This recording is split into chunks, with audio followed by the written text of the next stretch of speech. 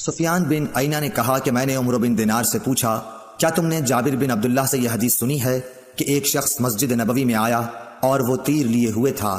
رسول اللہ صلی اللہ علیہ وسلم نے اس سے فرمایا کہ ان کی نوکیں تھامے رکھو۔ ابو موسیٰ اشعری صحابی رضی اللہ تعالیٰ عنہ نبی کریم صلی اللہ علیہ وسلم سے روایت کرتے تھے کہ آپ نے فرمایا، اگر کوئی شخص ہماری مساجد یا ہمارے بازاروں میں تیر لیے ہوئے چلے تو ان کا پھل تھامے رہے، ایسا نہ ہو کہ اپنے ہاتھوں سے کسی مسلمان کو زخمی کر دے۔ عبد الرحمن بن عوف نے حسان بن ثابت رضی اللہ تعالیٰ عنہ سے سنا، وہ حضرت ابو ہریرہ رضی اللہ تعالیٰ عنہ کو اس بات پر گواہ بنا رہے تھے کہ میں تمہیں اللہ کا واسطہ دیتا ہوں کہ کیا تم نے رسول اللہ صلی اللہ علیہ وسلم کو یہ کہتے ہوئے نہیں سنا تھا کہ اے حسان، اللہ کے رسول کی طرف سے مشرکوں کو اشعار میں جواب دو، اور اے اللہ، حسان کی روح القدس کے ذریعے مدد کر۔ ابو ہریرہ رضی اللہ تعالیٰ عنہ نے فرمایا، ہاں میں گواہ ہوں، بے شک میں نے حضور سے یہ سنا ہے۔ عروہ بن زبیر نے حضرت عائشہ صدیقہ رضی اللہ تعالیٰ عنہ سے روایت کیا ہے، حضرت عائشہ نے فرمایا، میں نے نبی کریم صلی اللہ علیہ وسلم کو ایک دن حجرے کے دروازے پر دیکھا۔ اس وقت حبشہ کے کچھ لوگ مسجد میں نیزوں سے کھیل رہے تھے، ہتھیار چلانے کی مشق کر رہے تھے۔ رسول اللہ صلی اللہ علیہ وسلم نے مجھے اپنی چادر میں چھپا لیا تاکہ میں ان کا کھیل دیکھ سکوں۔ حضرت عائشہ رضی اللہ تعالی عنہا روایت کرتی ہیں کہ میں نے نبی کریم صلی اللہ علیہ وسلم کو دیکھا جبکہ حبشہ کے لوگ چھوٹے نیزوں بھالوں سے مسجد میں کھیل رہے تھے۔ عمرہ بنت عبد الرحمن نے حضرت عائشہ رضی اللہ تعالی عنہ سے روایت کیا ہے، آپ نے فرمایا کہ بریرہ رضی اللہ تعالی عنہا لونڈی ان سے اپنی کتابت کے بارے میں مدد لینے آئیں۔ حضرت عائشہ رضی اللہ تعالی عنہا نے کہا کہ تم چاہو تو میں تمہارے مالکوں کو یہ رقم دے دوں اور تمہیں آزاد کرا دوں اور تمہارے اولا کا تعلق مجھ سے قائم ہو۔ اور بریرہ کے آقاؤں نے کہا عائشہ رضی اللہ تعالی عنہا سے کہ اگر آپ چاہیں تو جو قیمت باقی رہ گئی ہے وہ دے دیں اور ولا کا تعلق ہم سے قائم رہے گا۔ رسول اللہ صلی اللہ علیہ وسلم جب تشریف لائے تو میں نے آپ سے اس امر کا ذکر کیا۔ آپ صلی اللہ علیہ وسلم نے فرمایا کہ تم بریرہ کو خرید کر آزاد کرو، اور ولا کا تعلق تو اسی کو حاصل ہو سکتا ہے جو آزاد کرائے۔ پھر رسول اللہ صلی اللہ علیہ وسلم منبر پر تشریف لائے۔ سفیان نے اس حدیث کو بیان کرتے ہوئے ایک مرتبہ یوں کہا کہ پھر رسول اللہ صلی اللہ علیہ وسلم منبر پر چڑھے اور فرمایا، ان لوگوں کا کیا حال ہوگا جو ایسی شرائط کرتے ہیں جن کا تعلق کتاب اللہ سے نہیں ہے۔ جو شخص بھی کوئی ایسی شرط کرے جو کتاب اللہ میں نہ ہو، اس کی کوئی حیثیت نہیں ہوگی اگرچہ وہ 100 مرتبہ کر لے۔ اس حدیث کی روایت مالک نے یحییٰ کے واسطے سے کی، وہ عمرہ سے کہ بریرہ اور انہوں نے منبر پر چڑھنے کا ذکر نہیں کیا۔ کعب بن مالک نے مسجد نبوی میں عبداللہ بن ابی حضرت سے اپنے قرض کا تقاضا کیا اور دونوں کی گفتگو بلند آوازوں سے ہونے لگی، یہاں تک کہ رسول اللہ صلی اللہ علیہ وسلم نے بھی اپنے حجرے سے سن لیا۔ آپ پردہ ہٹا کر باہر تشریف لائے اور پکارا، کعب رضی اللہ تعالی عنہ بولے، ہاں حضور فرمائیے کیا ارشاد ہے؟ آپ نے فرمایا کہ تم اپنے قرض میں سے اتنا کم کر دو۔ آپ کا اشارہ تھا کہ آدھا کم کر دیں۔ انہوں نے کہا، یا رسول اللہ میں نے بخوشی ایسا کر دیا۔ پھر آپ نے ابن ابی حضرت سے فرمایا، اچھا اب اٹھو اور اس کا قرض ادا کرو جو آدھا معاف کر دیا گیا ہے۔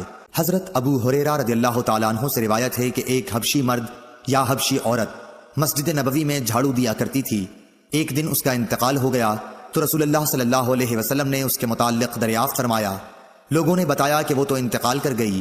آپ نے اس پر فرمایا کہ تم نے مجھے کیوں نہ بتایا، مجھے اس کی قبر بتلاؤ۔ پھر آپ قبر پر تشریف لائے اور اس پر نماز پڑھی۔ حضرت عائشہ رضی اللہ تعالیٰ عنہا فرماتی ہیں کہ جب سورہ بقرہ کی سود سے متعلق آیات نازل ہوئیں تو نبی صلی اللہ علیہ وسلم مسجد میں تشریف لے گئے اور ان آیات کی لوگوں کے سامنے تلاوت فرمائی۔ پھر فرمایا کہ شراب کی تجارت حرام ہے۔ حضرت ابو ہریرہ رضی اللہ تعالیٰ عنہ سے روایت ہے کہ ایک عورت یا مرد مسجد میں جھاڑو دیا کرتا تھا۔ ابو رافع نے کہا، میرا خیال ہے کہ وہ عورت ہی تھی۔ پھر انہوں نے نبی کریم صلی اللہ علیہ وسلم کی حدیث نقل کی کہ آپ نے اس کی قبر پر نماز پڑھی۔ حضرت ابو ہریرہ رضی اللہ تعالیٰ عنہ سے روایت ہے، نبی کریم صلی اللہ علیہ وسلم نے فرمایا کہ گزشتہ رات ایک سرکش جن اچانک میرے پاس آیا، یا اسی طرح کی کوئی بات آپ نے فرمائی۔ وہ میری نماز میں خلل ڈالنا چاہتا تھا، لیکن خداوند تعالیٰ نے مجھے اس پر قابو دے دیا، اور میں نے سوچا کہ مسجد کے کسی ستون کے ساتھ اسے باندھ دوں تاکہ صبح کو تم سب بھی اسے دیکھو۔ پھر مجھے اپنے بھائی سلیمان کی یہ دعا یاد آ گئی جو سورہ صاد میں ہے، اے میرے رب، مجھے ایسا ملک عطا کرنا جو میرے بعد کسی کو حاصل نہ ہو۔ راوی حدیث روح نے بیان کیا کہ آن حضرت صلی اللہ علیہ وسلم نے اس شیطان کو ذلیل کر کے دھتکار دیا۔ سعید بن ابی سعید مقبری نے حضرت ابو ہریرہ رضی اللہ تعالی عنہ سے سنا کہ رسول اللہ صلی اللہ علیہ وسلم نے کچھ سوار نجد کی طرف بھیجے جو تعداد میں 30 تھے۔ یہ لوگ بنو حنیفہ کے ایک شخص کو جس کا نام سمامہ بن اسال تھا پکڑ کر لائے۔ انہوں نے اسے مسجد کے ایک ستون سے باندھ دیا۔ پھر رسول اللہ صلی اللہ علیہ وسلم تشریف لائے اور تیسرے روز سمامہ کی نیک طبیعت دیکھ کر آپ نے فرمایا کہ سمامہ کو چھوڑ دو۔ رہائی کے بعد وہ مسجد نبوی سے قریب ایک کھجور کے باغ تک گئے اور وہاں غسل کیا۔ پھر مسجد میں داخل ہوئے اور کہا اشہد ان لا الہ الا اللہ وان محمد الرسول اللہ، میں گواہی دیتا ہوں کہ اللہ کے سوا کوئی معبود نہیں اور یہ کہ محمد صلی اللہ علیہ وسلم اللہ کے سچے رسول ہیں۔ ہشام بن عروہ نے اپنے باپ عروہ بن زبیر کے واسطے سے بیان کیا، انہوں نے حضرت عائشہ رضی اللہ تعالی عنہا سے آپ نے فرمایا کہ غزوہ خندق میں سعد رضی اللہ تعالی عنہ کے بازو کی ایک رگ اکحل میں زخم آ گیا تھا۔ ان کے لیے نبی کریم صلی اللہ علیہ وسلم نے مسجد میں ایک خیمہ نصب کرا دیا تاکہ آپ قریب رہ کر ان کی دیکھ بھال کیا کریں۔ مسجد ہی میں بنی غفار کے لوگوں کا بھی ایک خیمہ تھا۔ سعد کے زخم کا خون جو رگ سے بکثرت نکل رہا تھا بہہ کر جب ان کے خیمے تک پہنچا تو وہ ڈر گئے۔ انہوں نے کہا کہ اے خیمے والو، تمہاری طرف سے یہ کیسا خون ہمارے خیمے تک آ رہا ہے؟ پھر انہیں معلوم ہوا کہ یہ خون سعد کے زخم سے بہہ رہا ہے۔ حضرت سعد رضی اللہ تعالیٰ عنہ کا اسی زخم کی وجہ سے انتقال ہو گیا۔ عروہ بن زبیر نے زینب بنت ابی سلمہ سے، انہوں نے ام المومنین ام سلمہ سے روایت کیا ہے، وہ کہتی ہیں کہ میں نے رسول کریم صلی اللہ علیہ وسلم سے حجۃ الوداع میں اپنی بیماری کا شکوہ کیا۔ میں نے کہا کہ میں پیدل طواف نہیں کر سکتی، تو آپ نے فرمایا کہ لوگوں کے پیچھے رہ اور سوار ہو کر طواف کر۔ پس میں نے طواف کیا اور رسول اللہ صلی اللہ علیہ وسلم اس وقت بیت اللہ کے قریب نماز میں آیت والطور وکتاب مسطور کی تلاوت کر رہے تھے۔ انس رضی اللہ تعالی عنہ روایت کرتے ہیں کہ دو شخص نبی کریم صلی اللہ علیہ وسلم کے پاس سے نکلے، ایک عباد بن بشر اور دوسرے صاحب میرے خیال کے مطابق اسید بن حزیر تھے۔ رات تاریک تھی اور دونوں اصحاب کے پاس روشن چراغ کی طرح کوئی چیز تھی جس سے ان کے آگے آگے روشنی پھیل رہی تھی۔ پس جب وہ دونوں اصحاب ایک دوسرے سے جدا ہوئے تو ہر ایک کے ساتھ ایک ایک چراغ رہ گیا جو گھر تک ساتھ رہا۔ ابو سعید خدری رضی اللہ تعالی عنہ نے بیان کیا کہ ایک دفعہ رسول کریم صلی اللہ علیہ وسلم نے خطبے میں فرمایا کہ اللہ تعالیٰ نے اپنے ایک بندے کو دنیا اور آخرت کے رہنے میں اختیار دیا کہ وہ جس کو چاہے اختیار کرے۔ بندے نے وہ پسند کیا جو اللہ کے پاس ہے، یعنی آخرت۔ یہ سن کر ابو بکر رضی اللہ تعالی عنہ رونے لگے۔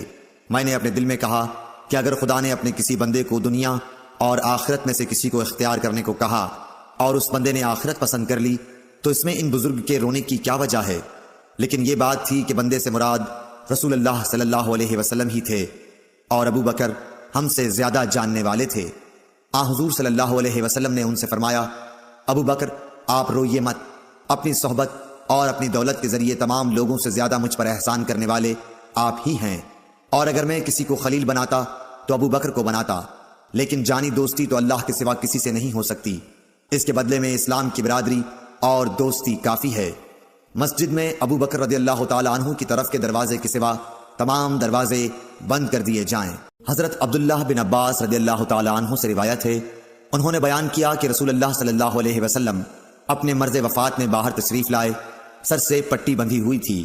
آپ منبر پر بیٹھے، اللہ کی حمد و ثنا کی اور فرمایا کوئی شخص بھی ایسا نہیں جس نے ابو بکر بن ابو قحافہ سے زیادہ مجھ پر اپنی جان و مال کے ذریعے احسان کیا ہو، اور اگر میں کسی کو انسانوں میں جانی دوست بناتا تو ابو بکر رضی اللہ تعالیٰ عنہ کو بناتا، لیکن اسلام کا تعلق افضل ہے۔ دیکھو ابو بکر رضی اللہ تعالیٰ عنہ کی کھڑکی چھوڑ کر اس مسجد کی تمام کھڑکیاں بند کر دی جائیں۔ عبداللہ بن عمر رضی اللہ تعالیٰ عنہ سے روایت ہے کہ نبی کریم صلی اللہ علیہ وسلم جب مکہ تشریف لائے اور مکہ فتح ہوا تو آپ نے عثمان بن طلحہ رضی اللہ تعالیٰ عنہ کو بلوایا جو کعبے کے متولی چابی بردار تھے۔ انہوں نے دروازہ کھولا تو نبی کریم صلی اللہ علیہ وسلم، بلال، اسامہ بن زید اور عثمان بن طلحہ چاروں اندر تشریف لے گئے۔ پھر دروازہ بند کر دیا گیا اور وہاں تھوڑی دیر تک ٹھہر کر باہر آئے۔ ابن عمر رضی اللہ تعالیٰ عنہ نے فرمایا کہ میں نے جلدی سے آگے بڑھ کر بلال سے پوچھا کیا حضرت صلی اللہ علیہ وسلم نے کعبے کے اندر کیا کیا؟ انہوں نے بتایا کہ حضرت صلی اللہ علیہ وسلم نے اندر نماز پڑھی تھی۔ میں نے پوچھا کس جگہ؟ کہا کہ دونوں ستونوں کے درمیان۔ عبداللہ بن عمر رضی اللہ تعالیٰ عنہ نے فرمایا کہ یہ پوچھنا مجھے یاد نہ رہا کہ آپ نے کتنی رکعتیں پڑھی تھیں۔ سعید بن ابی سعید مقبری نے حضرت ابو ہریرہ رضی اللہ تعالیٰ عنہ سے سنا کہ رسول اللہ صلی اللہ علیہ وسلم نے کچھ سواروں کو نجد کی طرف بھیجا تھا۔ وہ لوگ بنی حنیفہ کے ایک شخص ثمامہ بن اسال کو بطور جنگی قیدی پکڑ لائے اور مسجد کے ایک ستون سے باندھ دیا۔ صائب بن یزید نے بیان کیا کہ میں مسجد نبوی میں کھڑا ہوا تھا، کسی نے میری طرف کنکری پھینکی۔ میں نے جو نظر اٹھائی تو دیکھا کہ حضرت عمر بن خطاب رضی اللہ تعالیٰ عنہ سامنے ہیں۔ آپ نے فرمایا کہ یہ سامنے جو دو شخص ہیں انہیں میرے پاس بلا کر لاؤ۔ میں بلا لایا۔ آپ نے پوچھا کہ تمہارا تعلق کس قبیلے سے ہے، یا یہ فرمایا کہ تم کہاں رہتے ہو؟ انہوں نے بتایا کہ ہم طائف کے رہنے والے ہیں۔ آپ نے فرمایا کہ اگر تم مدینے کے ہوتے تو میں تمہیں سزا دیے بغیر نہ چھوڑتا۔ رسول کریم صلی اللہ علیہ وسلم کی مسجد میں آواز اونچی کرتے ہو۔